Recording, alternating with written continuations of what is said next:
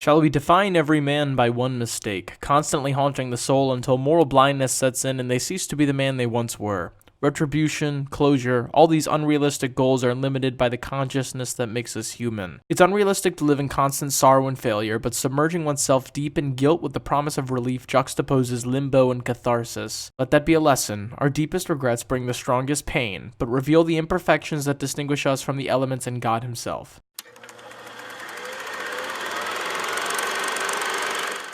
The Lighthouse is a period piece thriller from acclaimed director Robert Eggers, who despite having a limited filmography has dominated the supernatural period piece genre with his previous slow burn The Vivitch. Equally as terrifying as it is boring, Eggers demonstrated an uncanny knack for subversion and intentional restraint.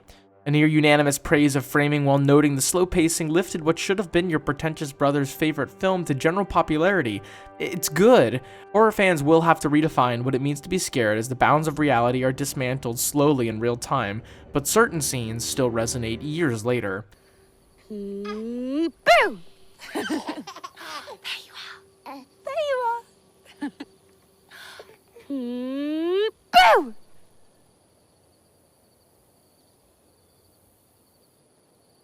Sam? It was my surprise then that Eggers' next flick would abandon the pacing I had mistakenly associated with his style for a delightfully grim descent into madness. What I anticipated to be a slow, methodical period piece filled with establishing shots devoid of purpose beyond artistic merit leaned heavier into perfection of the filmmaking of old with the spunk of modern rebellion. The Lighthouse establishes one of my favorite film tropes, the closed box, to near perfection. On a small, desolate island along the New England Sea, Thomas Wake and Ephraim Winslow run a lighthouse day in and day out. Monotony sets in, the elements grow tiresome, and the ever-looming threat of madness hovers over Winslow's frail mind.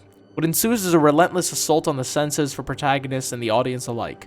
Colors bleed, faces shift, and the only pillar of brightness among the darkness of the subconscious is the lighthouse itself. I was really excited by the acting on display, and around 10 minutes into the film I had suddenly forgotten that I'd seen these actors before. That isn't the Green Goblin, and that isn't the Shiny Vampire. Those are just two humble sailors damned to menial labor until they die. The growing tension between Defoe's Wake and Pattinson's Winslow is extremely one-sided, but the audience can easily fall into Winslow's delusion of forgiveness if they don't watch themselves. Eggers called back to the tale of Prometheus for this film, but I find that reading a little too limited for what could actually be on display. It truly is the plight of man, and his battle against the heavens and his consciousness. Wake not only represents the gods turning Prometheus from the fire, but a conscious representation of guilt and the value one can find in drowning for a moment. The limbo on the island may be emotionally destructive, wreaking havoc on the mind, seeking refuge from isolation, and in isolation, but the promise of future light might be more valuable than its fulfillment. To achieve the glory, to have never been in the position of failure in the first place by rewriting history is to never learn from our failures. As the saying goes, 'twas better to have loved and lost than to have never loved at all.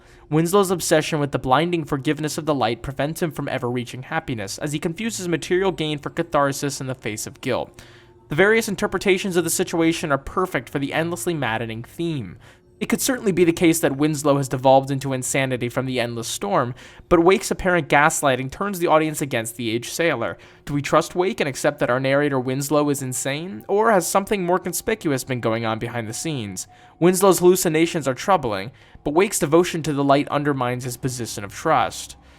There's a scene in the film where Winslow's madness has grown so strong as to destroy his relationship with Wake as he begins to insult the man's cooking. Wake first takes emotional offense, but snaps and begins to curse Winslow to the depths of the sea.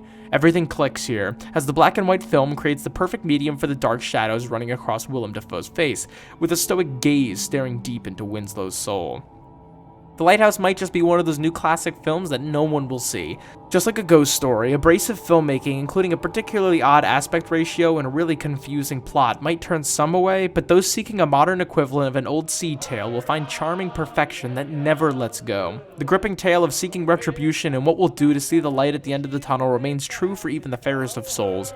Eggers' impressive grasp on cinematography and perfect flow of the plot lifts this tale beyond what anyone else could do with the same material. The music was great, the shot composition was gorgeous, and I found it all pretty delightful. It might not be something I'd ever want to watch again, outside of the context of reviewing it for film and cinematic purposes, but I certainly had a lovely time at the theater. I'll see you all in Davy Jones' locker. Till then, you best leave the birds be. 9 out of 10.